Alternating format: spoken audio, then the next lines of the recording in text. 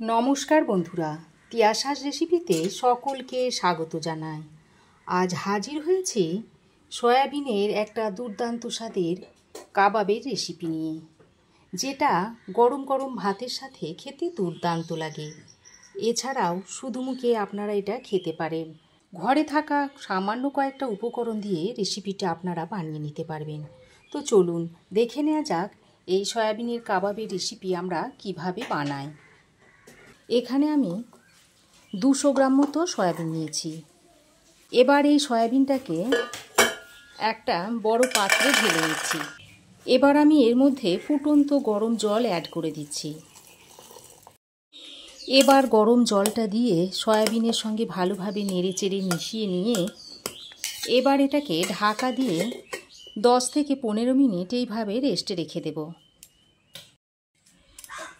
দেখুন 10 মিনিট পর আমি ফিরে এসেছি। আর গরম জলে সয়াবিনগুলো ভিজিয়ে রাখার ফলে দেখুন সয়াবিনগুলো কতটা ফুলে মোটা হয়ে গেছে। এবার আমি এই সয়াবিনগুলো থেকে জলটা চিপে এইভাবে বার করে দিচ্ছি।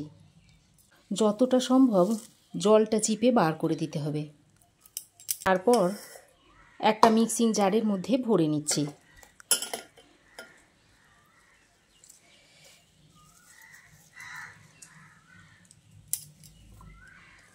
এই সয়াবিনটাকে আমি দুবারে পিষে নেব। যেহেতু আমার মিক্সিং জারটা ছোট, তাই আমি দুবারে এটাকে পিষে নেব। এবার এটাকে ঢাকা দিয়ে একটু দানা দানা রেখে পিষে নিতে হবে। দেখুন বন্ধুরা, এরকম একটু দানা দানা রেখে সয়াবিনটাকে পিষে নিয়েছি। তারপর একটা বাটির মধ্যে ঢেলে নিচ্ছি। দেখুন ওই একইভাবে বাকি সয়াবিনগুলোকেও আমি পিষে নিয়েছি। তারপর এই বাটির মধ্যে ঢেলে নিচ্ছি। সয়াবিনগুলোকে খুব বেশি মিহি করে বেটে নিলে কাবাবগুলো খেতে ভালো লাগে না, তাই এইরকম একটু দানা দানা রেখে সয়াবিনটাকে পিষে নিতে হবে। এবার আমি প্রথমেই এর মধ্যে দিয়ে দিচ্ছি স্বাদ মতো নুন, দিয়ে দিচ্ছি হাফ চামচ মতো হলুদের গুঁড়ো, কাশ্মীরি লঙ্কার গুঁড়ো দিয়ে দিচ্ছি হাফ চামচ, জিরে গুঁড়ো দিয়ে দিচ্ছি হাফ চামচ, ধনে গুঁড়ো দিয়ে দিচ্ছি হাফ চামচ, একটা মিডিয়াম সাইজের পেঁয়াজ কুচিয়ে দিয়ে দিচ্ছি, দিয়ে দিচ্ছি কিছু কাঁচা লঙ্কা কুচি। তবে আপনারা যে যেমন ঝাল পছন্দ করেন সেই অনুযায়ী লঙ্কাটা দিয়ে নেবেন। কিছু কুচিয়ে নেওয়া পুদিনা পাতা দিয়ে দিচ্ছি। তবে আপনারা এখানে পুদিনা পাতার বদলে ধনে পাতাটাও দিতে পারেন। পুদিনা পাতা দিলে এই সয়াবিনের কাবাবের টেস্টটা দুর্দান্ত লাগে। এবার আমি এর মধ্যে দিয়ে দিচ্ছি 1 চামচ আদা ও রসুনের পেস্ট। আমি এখানে আদা ও রসুনের পেস্ট ব্যবহার করেছি, তবে আপনারা চাইলে আদা ও রসুনটা গ্রেট করেও দিতে পারেন। এবার আমি সব কিছুকে একসঙ্গে ভালো করে একবার মিশিয়ে নিচ্ছি। এইভাবে হাতের সাহায্যে চেপে চেপে মিশিয়ে নিতে হবে। এই মিশ্রণটা যত সুন্দর করে তৈরি করবেন, কাবাবটা কিন্তু ততটাই সুন্দর হবে আর খেতেও ততই টেস্টি হবে। দেখুন খুব ভালোভাবে আমি চেপে চেপে সব কিছু একসঙ্গে মিশিয়ে নিয়েছি। এবার আমি এখানে বাইন্ডিংয়ের জন্য কিছু ছোলার ছাতু নিয়েছি।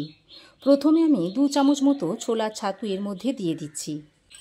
পরে যদি লাগে তখন আবারও একটু দিয়ে দেব। আর দিয়ে দিচ্ছি হাফ চামচ মতো গরম মশলার গুঁড়ো। আর কাবাবের স্বাদটা যাতে আরও মুখরোচক আরও টেস্টি হয়, সেজন্য অর্ধেক পাতিলেবুর রস আমি এর মধ্যে দিয়ে দিচ্ছি। আমি পাতিলেবুর রস ব্যবহার করছি। আপনারা চাইলে এখানে টক দই কিংবা চাট মশলা কিংবা আমচুর পাউডারও দিয়ে নিতে পারেন। তবে যে কোনো একটা দেবেন, তাহলে খেতে খুবই সুস্বাদু হবে। এবার আবারও সব কিছুকে একসঙ্গে ভালো করে মিশিয়ে নিচ্ছি। খুব ভালো করে এইভাবে মাখার সময় চেপে চেপে মেখে নিতে হবে। তাহলে দেখুন বাইন্ডিংটাও যেমন সুন্দর হবে আর কাবাবগুলো তৈরি করতেও সুবিধা হবে। দেখুন মনে হচ্ছে যেন আরও একটু ছাতু লাগবে, তাই আমি আরও 1 চামচ মতো ছাতু এর মধ্যে অ্যাড করে দিচ্ছি। তবে এখানে ছাতু কিংবা বেসনটা ব্যবহার করবেন, যেন চালের গুঁড়ো এখানে দেবেন না, তাহলে খেতে ভালো লাগবে না। যদি বেসন দিতে চান তাহলে বেসনটাকে একটু শুকনো খোলায় ভেজে তারপরে ব্যবহার করবেন। আরও একটু ছোলার ছাতু দিয়ে আমি সয়াবিনটাকে ভালো করে মেখে নিলাম। শেষে একটু সর্ষের তেল দিয়ে দিচ্ছি। তারপর সর্ষের তেলটাকে দিয়ে আরও একবার এই মিশ্রণের সঙ্গে ভালো করে মাখিয়ে নিতে হবে। এই সর্ষের তেলটা দিলে কাবাবের মধ্যে একটা গ্লেজি ভাব আসবে। দেখুন মিশ্রণ আমার রেডি হয়ে গেছে। এবার কাবাবগুলো তৈরি করে নেওয়ার পালা।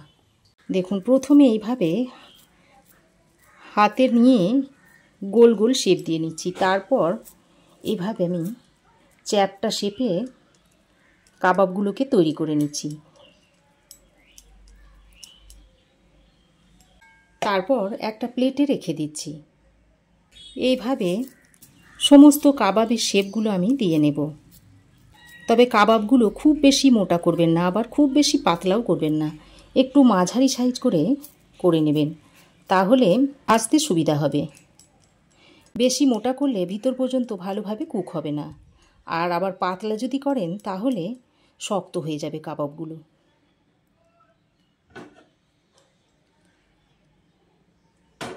তবে আপনারা ইচ্ছা করলে এরকম গোল বলের শেপও দিয়ে নিতে পারেন, কিংবা এরকম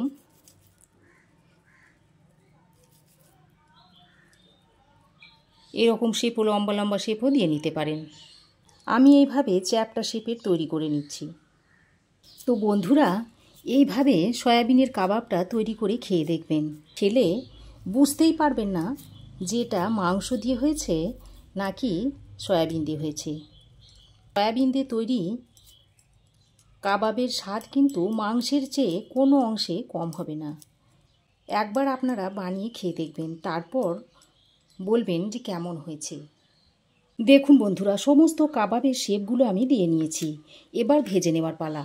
কাবাবগুলো ভাজার জন্য গ্যাসে একটা ফ্রাই প্যান গরম করে দিয়ে দিচ্ছি সাদা তেল।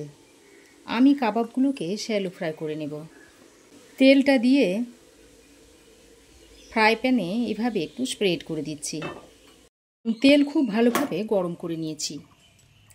এবার কাবাবগুলো তেলে দিয়ে দিচ্ছি।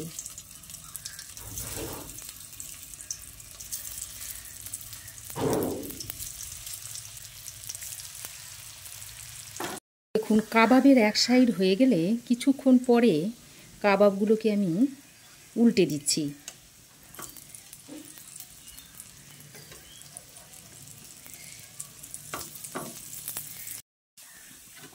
দেখুন বন্ধুরা, কাবাবগুলোকে আমি উল্টে পাল্টে লালচে করে ভেজে নিয়েছি। দেখুন দেখতে কত সুন্দর হয়েছে। এবার এই কাবাবগুলোকে একটা প্লেটে তুলে নিচ্ছি।